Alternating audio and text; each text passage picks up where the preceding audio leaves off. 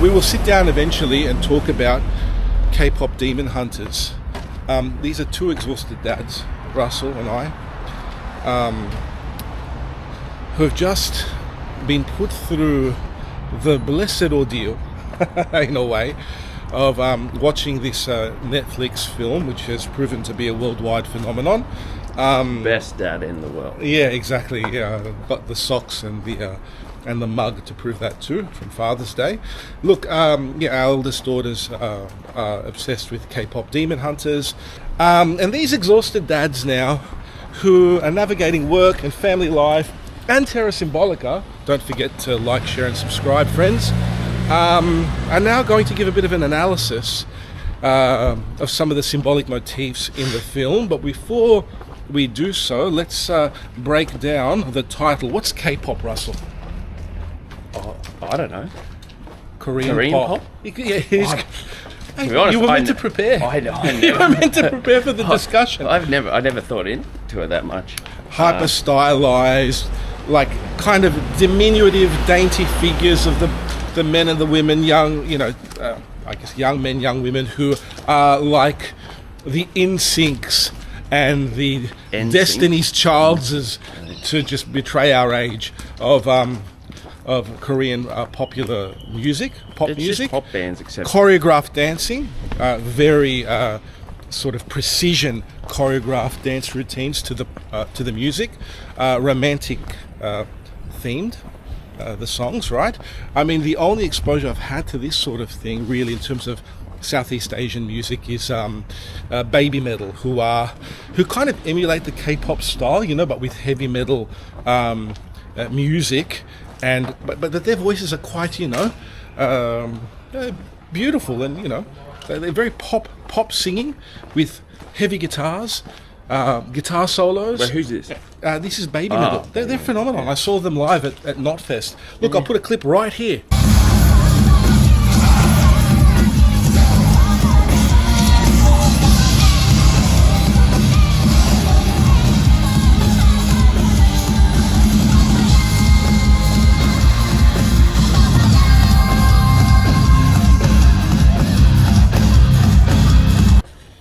Of baby metal playing.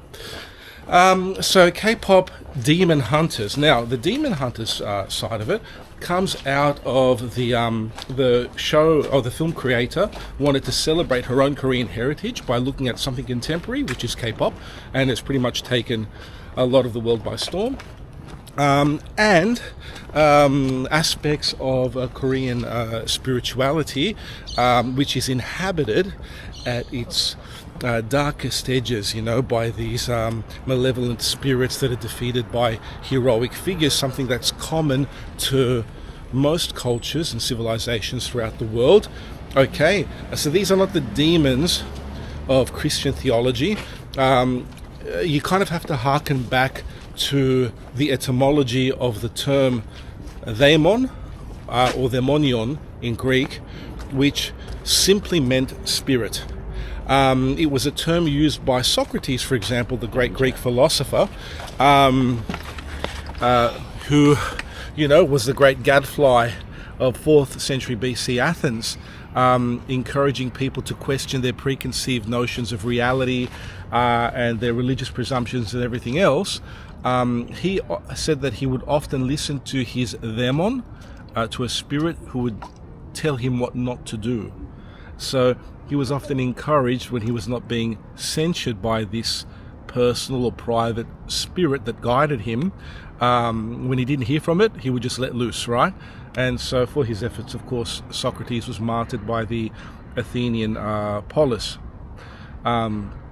for disturbing the youth and encouraging a rebellion towards these sort of institutions that were prevailing in Athens at the time.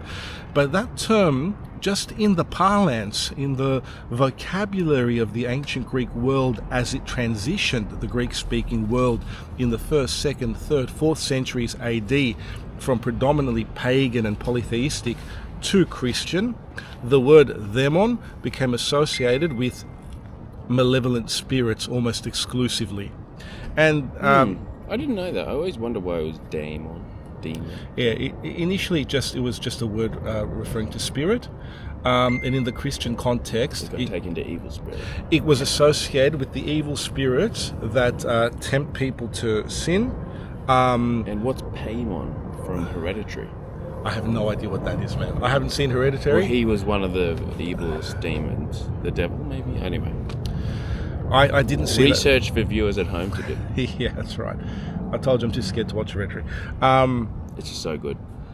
Yeah, but I guess in this sense, because this is not exclusive to this Christianity, this transition. In various other cultures, these evil spirits, from an English point of view, going from the Greek term coming into the English lexicon, demons, it's a term that can be applied to any malevolent or evil entity or spirit, right? That's something that you see in a lot of these contemporary horror films like The Conjuring and everything else, James Wan's oeuvre of horror films. So that breaks it down. Hunters, well, from the name of the K-pop band that is slaying these demons, right? They're called Huntrix. And they come from a long legacy in this film, in this fantastical version of Korean culture, a long legacy of appointed female heroes, female superheroes. They're like superheroes. There's always 3 of them. There's a triptych of them who are demon slayers, right? They kill demons. How? Primarily through magical song. So there's this sense in which music brings order out of chaos, is harmonious. That's something common cross-culturally in religious traditions, in Greek philosophy and mythology. In mythology in particular, you have Orpheus, the son of Apollo, and a mortal mother, whose music, he's got a lyre, so a kind of a stringed instrument. His music tames nature. It pacifies the brutishness in animals, and it also moves Hades, right? The king of the underworld, of hell, okay? And his wife Persephone to such an extent that they relent and allow Orpheus's dead wife Eurydice in English transliteration, I don't like that, Evridiki in Greek, okay? They allow her free from Tartarus, free from the ancient Greek equivalent of hell. And so he leads her out, but the precondition was that he could only have her if, as they exit Hades' domain, he doesn't look back. And it's very much like Lot looking back, Lot's wife looking back and turning to stone. Very similar, that's from the book of Genesis. He does look back, and eventually Eurydice is lost to him forever. So that's Orpheus, and Orpheus's music tames nature. In Clement of Alexandria, you have music taming the cosmos, this ancient Greek theme applied to Jesus as logos, the Greek philosophical term attributed to Christ in the Gospel according to St. John. The logos is a Greek philosophical concept that it's a term or a force that gives meaning, order and purpose in a rational way to the whole universe. That's applied to Jesus by John's Gospel, and Clement of Alexandria in the 2nd, 3rd century AD takes it even further by saying that the Logos is singing a new song, bringing a new kind of harmony to creation with the Gospel. So these are some cross-cultural parallels. Music as sung by these 3 girls, these hunters, right? Women? Oh, they're girls. Women, if you like. Yeah, Wait, I guess. I've never... How old are they supposed to be in the film? I don't know. Didn't it show a whole bunch of ones from the past, these hunters? And so the Huntrix, the K-pop band, is only the most recent iteration of these harmonious singers, always in groups of 3. I don't think they're supposed to be kids, because they have teenage fans. Okay. And the fans, well, that brings another element into it, the fact that music can have a kind of passionate effect on the audience. And according to Aristotle, when you hear the sound of the music, the walls of the city shake. Plato was so disturbed by music that he actually, in his totalitarian moments, wanted it to be banned altogether from the polis, right? Drew you away from admiration towards the forms. But then he should have seen the parallels between mathematics and music. The way Pythagoras did. Yeah. So I don't know enough about Plato to comment on what's wrong with him. But the hunters, they sound like your Calm favourite down, show. Plato fans. They sound like your favourite show, the hunters. Well, it starts with a B. Bunters. Buffy, Oh, Buffy. right? Oh, The chosen one. It's this idea of a chosen female warrior fighting against evil. Bunters sounds like a Bunters. looking for bargains. I think or that's a something. euphemism. Bargain hunters. I think that's a good bargain show. hunters. I think. Buffy. That's not my favorite show. I just really like it because it's funny and silly and dumb. Yeah, but that's another chosen female That's protagonist. the blurb on the show. Funny, silly, and dumb. I'm bringing some top tier analysis today. Look, we're just doing a bit of a philosophical / religious symbolism like reading of it because it's all there. What about the plot line of the film? All You've I seen know it more though times is than that me. I'm reading two Korean books at the moment. One is I can't remember the names. That's terrible. One is I will put the picture. Mario put the picture of the books up on the screen now. Yeah, it gives me work to do. I don't have And enough. they're really fantastic. And the Korean films at the moment are fantastic, like Parasite and Burning Man. I haven't seen either. I should man. do. They seem to just be doing pop culture really well at the moment. They're just exporting things that usually you'd be getting from America. As one civilization declines in terms of its I was gonna popular make culture, the rest Yeah, of the I don't know. world, yeah. But wait, what am I doing first? Just a quick summary of it. I just Yeah, the think plot. it's not my type of music, but the songs are great, except for Soda Pop, which I can't stand, but I can see the genius of it. But the songs are so catchy. The genius of it is that it's sung by the... Well, I mean, give the plot before you give the songs, yeah. My plot will probably be terrible, but my understanding is Here we go. there's a meme of this dad who's like, the show's on in the background, and as he watches it, he's sort of disinterested doing the dishes and that, and then with each time he watches it, he's getting more involved, he's dancing, and then by the end of it, he's like singing along, jumping on the table.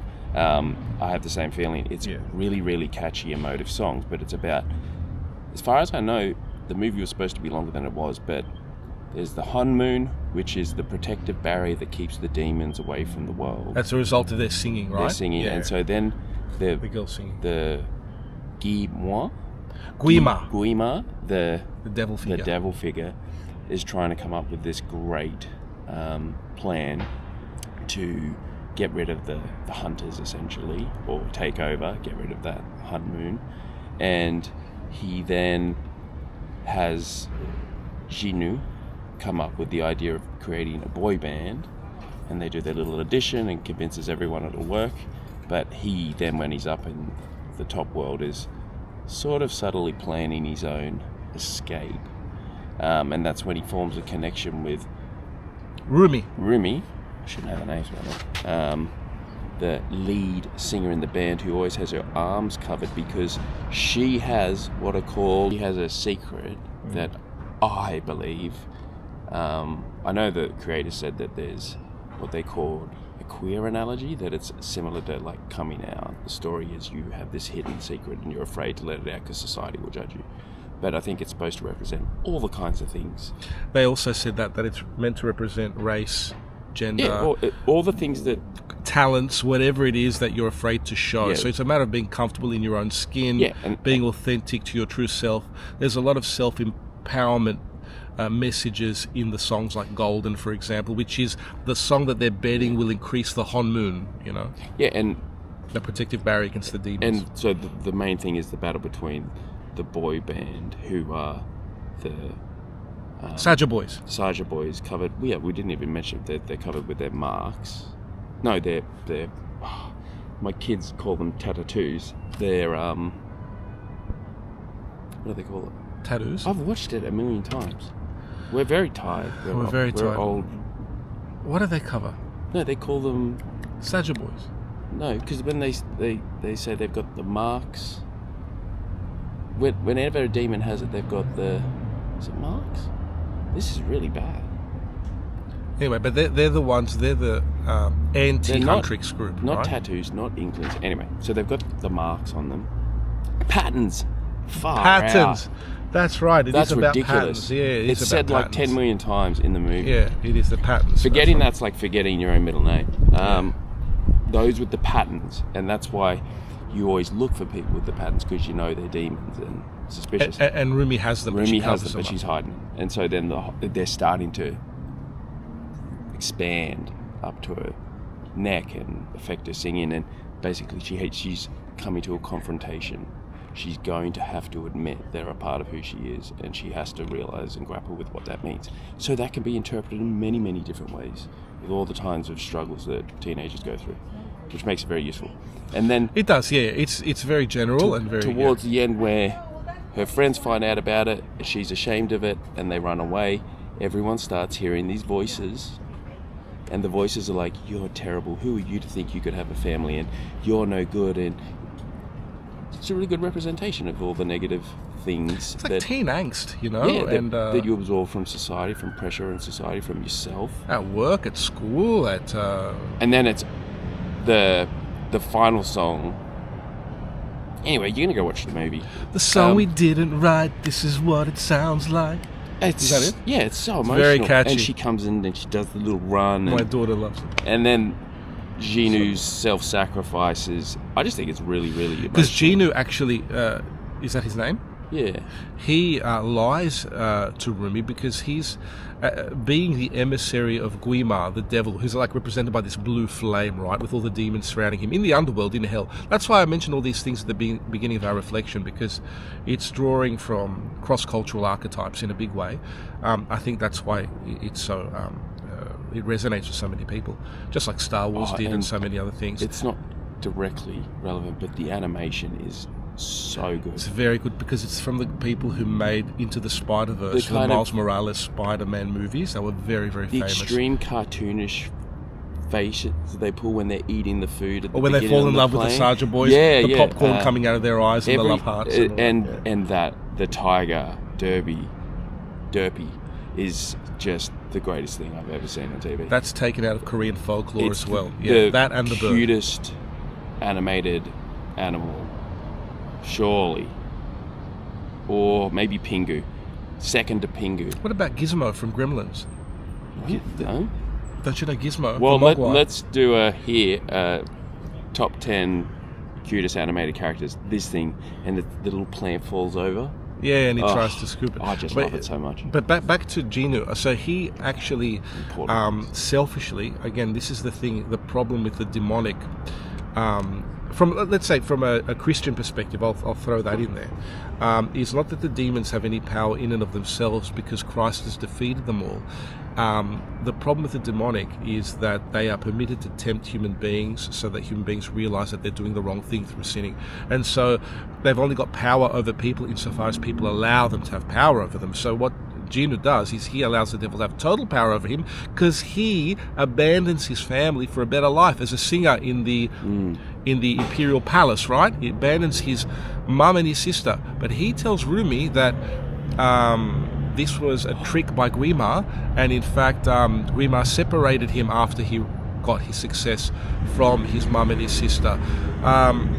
The point is that while this character trades his family for worldly comforts, Rumi, together with Mira and Zoe, are trying to be as authentic as they can to one another, and it's contrast. Well, he finds a point of connection with Rumi, who's also struggling with whether or not to be honest, let's say, with her bandmates.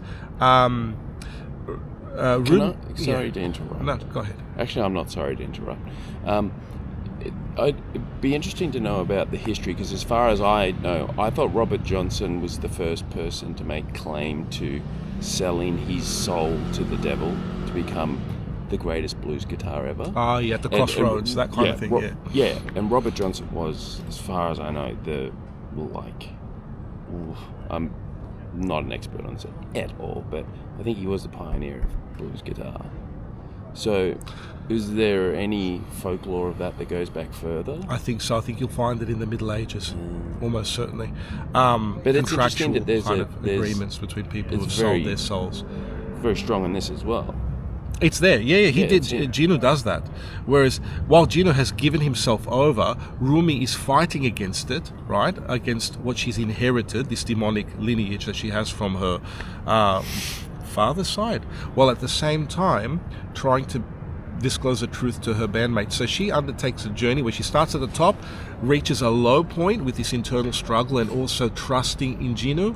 But at the very end, after she encounters the crisis that you aptly described earlier, whereby she's betrayed by Jinu, who actually just wanted to isolate her, create division in the Huntrix group, so that the boy band, the alternative band, can spread their song, which involves sucking the souls out of people, right? So they're like vampires, and demonic vampires. They suck the souls out of people who listen to their music, and thus, at the same time, simultaneously mitigating the power of the Hanmoon, the protective barrier.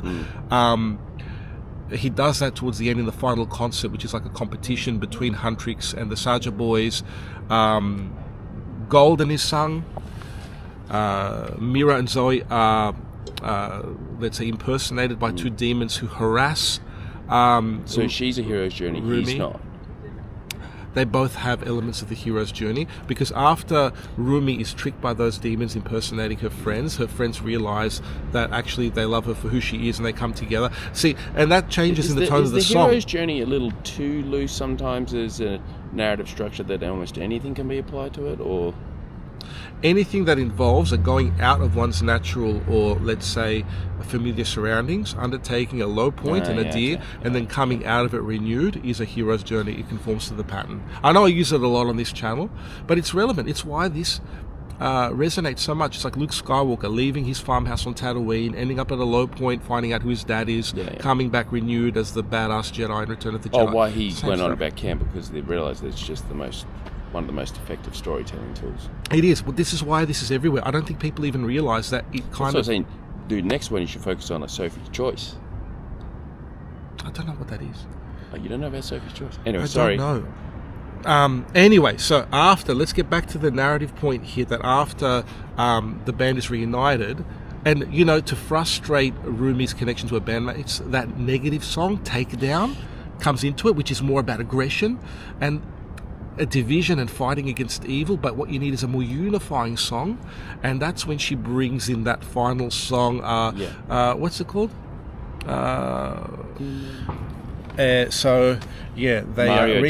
didn't prepare his battery. Yeah, battery ran out. We're at 24% for this next one as well. I was just mentioning, as the battery ran out, that there's also the Greek myth of Siren. I think it's Siren.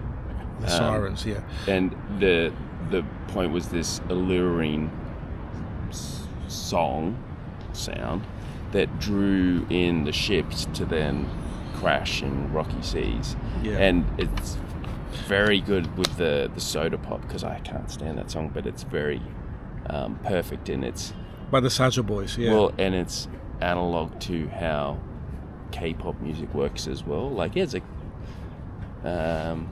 euphemisms couched in candy, soda pop. Someone called it a parody. It's not a parody. No. It's actually the underlying message there is that they want to drink your soul like a soda pop, which is what their music does. Whereas in contrast, especially towards the end of the film, when the Huntrix come together again, their final song, and I forget the name of it, I'll put it in the writing at the bottom, rebuilds the Hanmoon, and Jinu does what? This is his participation in the hero's journey. What does Jinu do when finally Rumi, Mira and Zoe get together and they sing and everybody's clapping for them and cheering, and the Hanmoon is growing because everybody's participating in this great song that's it's a force of order against chaos, a bit like the music of the Ainur in the Silmarillion, God in Tolkien's vision of Middle-earth, because that's what the Silmarillion is. It's the cosmic precursor to the Lord of the Rings. Eru Ilúvatar, who's God, sings the world into existence with the collaboration of the Ainur, who are angels, right? So now you've got the band singing, and everybody else is singing along, and they're building the Hanmoon. And Jinu does what to help this process to defeat Gwynmar finally? He sacrificed himself. Oh, yeah. So I thought you meant to help the baddies. No, he does the self-sacrifice. Which is very hero's journey. And what does his soul become? A sword. She uses the sword to defeat Gwynmar finally once and for all. So it's the hero, it's self-sacrifice contributing to the defeat of evil. It's very Christian. Jesus' self-sacrifice defeats the devil on the cross. When he dies on the cross, Satan is defeated there mystically. Activity continues. Not to offend any Christians, but self-sacrifice is a pretty old theme, right? It's universal. I'm just applying it because Yeah. it's used to defeat a Satan figure. Yeah. So on the cross, the devil is defeated, but not defeated in our Yeah. lives. We need to fight against it by participating in Jesus. That's the Christian narrative. It is pretty interesting how it's coming out in a popular film. It just shows that those storytelling devices are so universal. It's universal, yeah. Anything else on K-pop Demon Hunters? It's very impromptu. I think that I don't know. It's such a good film. It's very clever. I think it's good because it's not too on the nose with its interpretation. Some people are reading into it too much. I think maybe they're right. Jonathan Pajot on yeah. He I think pushes a particular reading way too far. It's something that anybody can Which has relate been to good because enjoy. I think a lot of people complaining, those who complain about films being too woke, I think we've spoken about this, are now becoming there was sometimes, like we've agreed, some films are too annoying, too on the nose with their message, and that got labelled woke, let's say broadly. But now there's this like obsession with reading into every film your particular bugbear and being by the more conservative, let's say. And it's just like, just seems like a really good film that's kind of useful for many people to get an interpretation out of their personal context. And it's better to just relax and enjoy it. It's a good movie, guys. Check it out. Your kids will love it. My 5-year-old, I think 5's a good age. I think any younger than that, it's a bit... That's something we didn't say. There's a lot of debates because really, really young kids are watching because it's everywhere. It's everywhere. And I just think it's too hard to fight if you don't want your kids watching scary films. I don't care much about that anyway, because I think fairy tales are supposed to be scary and prepare you for the world. But I agree. I see some parents trying to keep their kids away from it, but I feel empathy for you because that's going to be a very hard thing to do. It might lead to it's everywhere. a child feeling left out. Anyway, K-pop Demon Hunters, it's on Netflix. We'll see you with our next review.